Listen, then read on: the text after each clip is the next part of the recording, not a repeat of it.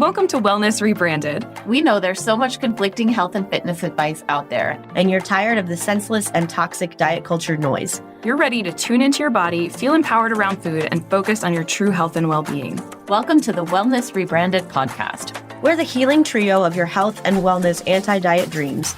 I'm Tara, personal trainer.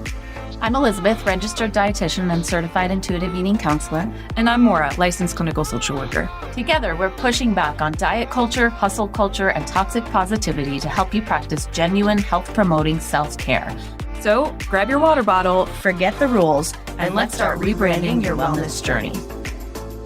Welcome back to another episode of Wellness Rebranded. This is Elizabeth, and I am here with Maura and Tara, as usual, talking about, what are we talking about, Tara? 3 fitness trends to leave behind in 2023 and 2 fitness trends that I really, really love. Ooh. Me and Maura like that twist on it. I'm on the edge of my seat. You know what? I actually was going to do 5 fitness trends to leave behind. It's similar to your diet trends. And there weren't that many trends that I'm not on board with. I actually think 2023 is headed in a really great direction. Oh, so it's kind of exciting. That's awesome. But there are a couple things that I do not love. First on the list, I can't believe I even have to say this, is waist trainers. What is that? Is that the thing you see on TV that you see people rolling up? No. This is like an article of clothing. Think like an old school girdle, but it's like super tight. Oh. And the whole idea of this is to give you an hourglass shape. Oh. But probably temporary, first of all. Yeah, first of all, it is temporary. So far, I hate everything about this. Cool, me too. But the real problem with the waist trainer is it's like moving your organs around. Yeah. If you were to do this in the extreme, right? I feel like most women that use these probably do not pull it that tight because it's very uncomfortable, I would imagine. I've worn a tight shirt before and I don't like that. I even understand like the premise behind it. I'm just trying to think. I'm pretty confident. How are you marketing this thing in a way that sounds plausible to people? This was one of those like influencer trends. Oh, you know, I think the Kardashians, I think, were like the originators of the waist trainer. But it essentially just pushes your organs up. So do you remember how uncomfortable it was when you're pregnant and all your organs are like up in your lungs? Yeah. It's like doing that without the joy of a child at the end. Huh. Interesting. And it is kind of interesting because it pushes things up and down. So it totally messes with breathing and digestion. And pelvic floor. And pelvic floor, I'm sure. I've heard of people exercising with waist trainers on too. I see this frequently at the gym. Oh, is that not the point of it? No, you just wear it in the world almost like shapewear. Oh. It gives you the hourglass figure without having to spend hours in the gym. Oh, okay. I'll catch up, ladies. But it is supposedly supposed to, when you take it off, leave that shape. Yes. It is so temporary, though. I'm a little speechless. I don't even know what to say about this. I'm just processing. You know what? Honestly, it is shocking. We're going to mutilate our bodies like this.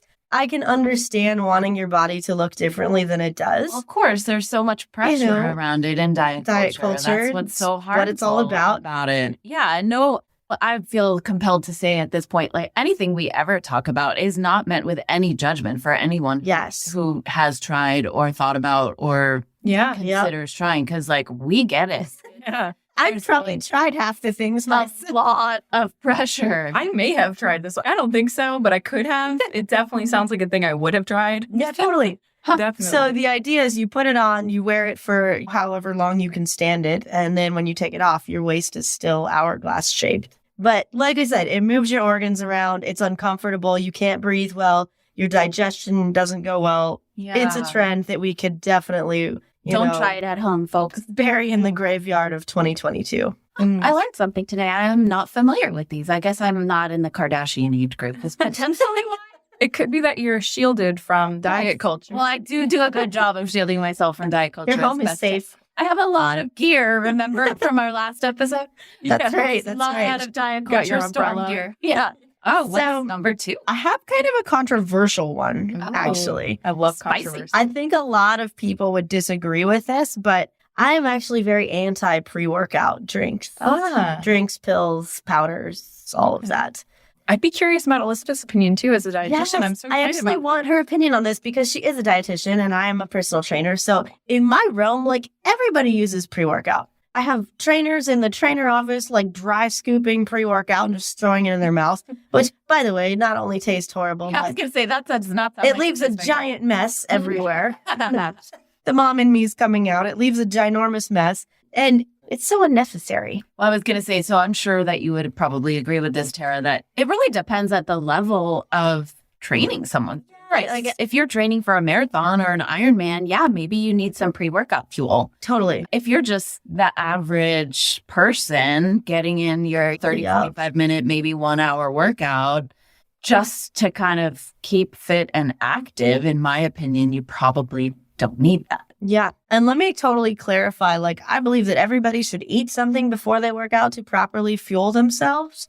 But most of these pre-workout drinks, think like Monsters, Rockstars, C4, Total War. If these names don't scare you, like, I don't know what to tell you. But they are so full of caffeine. And most of them are like ridiculously full of caffeine, which of course is bad for us. It can cause anxiety. It can cause heart palpitations, bad sleeping issues. They also usually have beta-alanine in it, which can make your skin feel kind of tingly. It's not harmful, but it's kind of uncomfortable if you've never had that feeling before. Well, also, they're expensive, right? It's expensive to do all of these things. Yeah. And if it's unnecessary, then why exactly? Yeah. Some quick, readily digestible carbs are pretty good pre-workout fuel for most people doing average things, I would say. Yep. I'm a big fan of, like, if you're an endurance athlete, like fuel during your workout, grab some jelly beans, pop those on the run, make sure you've got a banana handy, like things like that. Gel packs. Yeah, the gel packs, like these are all great. But if you're like an 18-year-old kid and you just walked into the gym and bought a $5 bottle of C4 and chugged it before your workout, like, bro, you're on your phone half the workout anyway. You don't need this. It's just like really bad for your heart, particularly if you're young. I feel like you're speaking from experience on that very specific scenario. Well, I'm not going to say it's our best seller, but I'm not saying that either. All right. What's number 3? All right. Last trend that I don't love is kind of like a forever trend. This is getting your workout tips from Instagram, TikTok, other like dude bros in the gym. I think there is a lot of really good information out there, but most of us don't have the knowledge to weed through what's right and what's wrong. And what's safe and what's not, safe, right? what's not, what's effective, what's not. So we just take this and go, oh, this thing said this was going to be awesome. And he obviously looks good. So he must know what he's talking about, you know? And then we apply it to our lives and, like, shocker, it's not safe, not effective, not whatever. Yeah. I'm thinking of 2 things right now. One, I'm thinking about Elizabeth's, one of her trends that she wanted to leave behind was the what I eat, right? Which sounds like very similar, like, right? Totally. Oh, well, I'll just take that information. And then the other, I'm certain that this trend is something like almost every profession wants to leave behind. Yes. And I feel similarly to you, Tara, when you say, like, there's a lot of great information on there. And truly, like, I know a lot of my clients find, like, so much validation from TikTok. And a lot of the times they get, like, good tips too. Yeah. So sometimes it can be so helpful, but then other times they're convinced that they have psychosis. Yes. And I'm like, you don't have psychosis. But it's hard because they're relating to something that someone is sharing without having the full understanding. Yeah. So it's like, life is not a soundbite. Yeah. You know? Yeah. We can't just get all that we need from a meme or a graphic. Right. You know, everybody's body is their own thing. Everybody's goals are their own thing. So to watch an influencer say, oh, do this, you know, like, there's so much more to it than that. So, like, worst case worse, it's not effective. Or I should say best case best, it's not effective. Worst case worse, it's, like, dangerous. Right. Yeah. I mean, isn't that the problem with social media in general, though? There's so much out there, and it's, or just media in general, not even necessarily social media.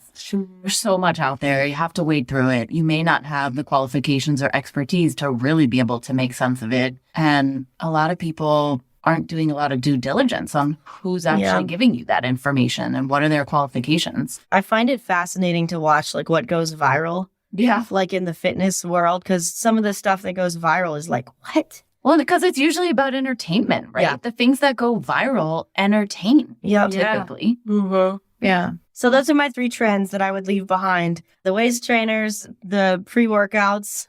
By the way, my husband's favorite pre-workout is like an applesauce pack that he steals from my son. No. He loves it. He eats an applesauce pack on the way in the door and he's like, psh, Yeah, that's good. get a great workout. Yeah. And of course, taking your fitness tips from unqualified people. But I want to talk about 2 things that I love in 2023. The first is something that's kind of new, obviously, called workout stacking. Have you guys heard of this? No, I don't think so. So, Elizabeth, I know you do this. You just have not heard what it's called. Oh, well, now I'm curious. So, workout stacking is like the practice of taking short workouts, like 10 or 15 minute workouts, and then going, oh, I'm going to do this one and then this one and this one to make like a 30-minute or 45-minute workout.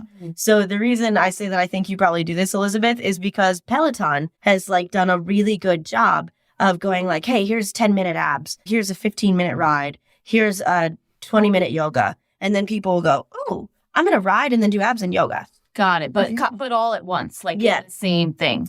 In the same thing, yes. In the same But session. I'm also really on board for breaking this up throughout your day. Yeah. Like there is no rule that says to get the benefits of your workout, you have to do it all at once. Right. In fact, we have data that says the opposite. You can space it out as much as you want and it's still fine. Yeah, I think that's so important to share because I think a lot of people don't necessarily know that. People think if you can't do an hour, then it doesn't count. I'll tell you, almost all of my clients do half-hour sessions. There's like 4 people that do hours.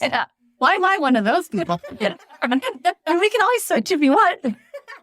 But I think it's really effective to do shorter workouts more frequently than like 2 long workouts. It kind of keeps you moving and it changes your awareness around exercise and diet culture and all of that by keeping it at the forefront almost inadvertently. Yeah, it also sounds more sustainable. And I'm thinking too about like the benefits of a standing desk, for example, isn't that you're standing more, it's that you're moving more. Totally. Like, you're able to change your position more throughout the day. And that sounds like it fits like kind of with this idea. Like absolutely. you're just moving more throughout the day. I also feel like that's a good solution for people who maybe get bored, right? Often people are, well, I don't want to do 30 minutes on the elliptical or 30 minutes on the treadmill. I feel that. Neither do I. Yeah. But that's a way to kind of break it up and keep it more interesting if you're just dabbling in a little bit of this and a little bit of that. Frequently, I do that at the gym if I am doing like a cardio day, which, let's be real, is not that often. Yeah. I much prefer to walk outside or take the kid to the park or whatever, like get some movement in elsewhere.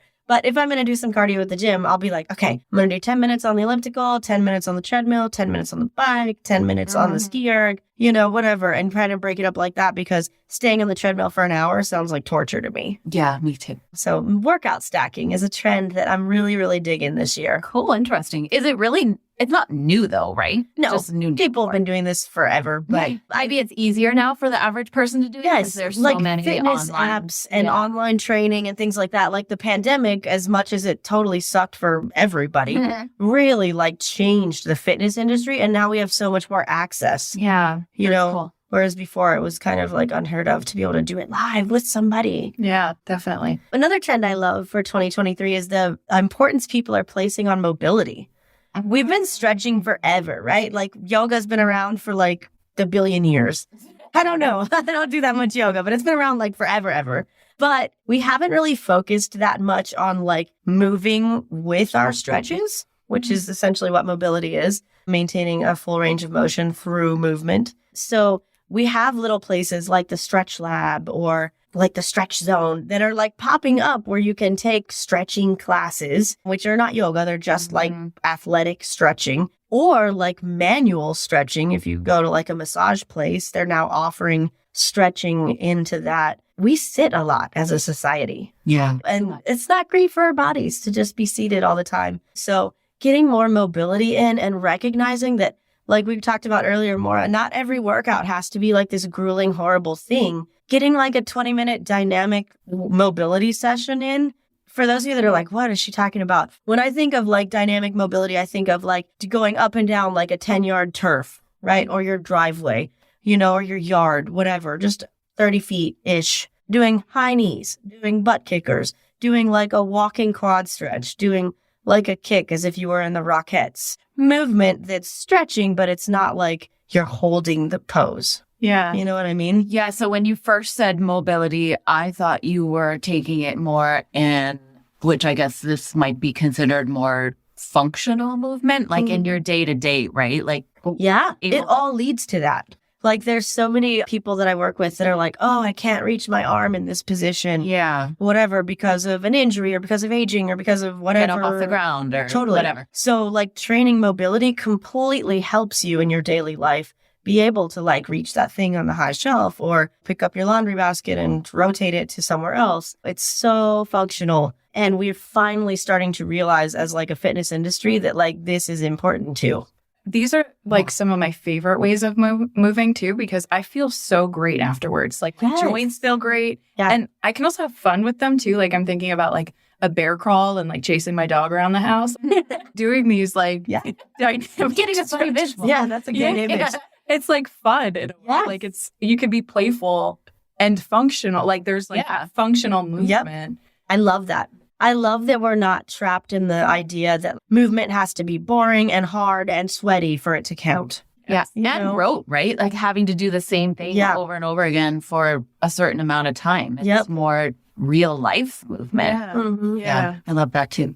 So that's what I got. There's a heck of a lot more trends I could comment on and tell you how much I love them. That might be a whole episode later, but those are my things for today. Yeah. And as always, if people want to work out with you for maybe 30 minutes, not 60, unless they want to be number 5, reach out. Yes, contact in the show notes. I would love to help you out. I always look forward to my workouts with you, Tara. Oh, Yes. Highlight of my week. Thanks for joining us for this episode of Wellness Rebranded. If you found this helpful, please take a moment to leave us a review and share it with your friends.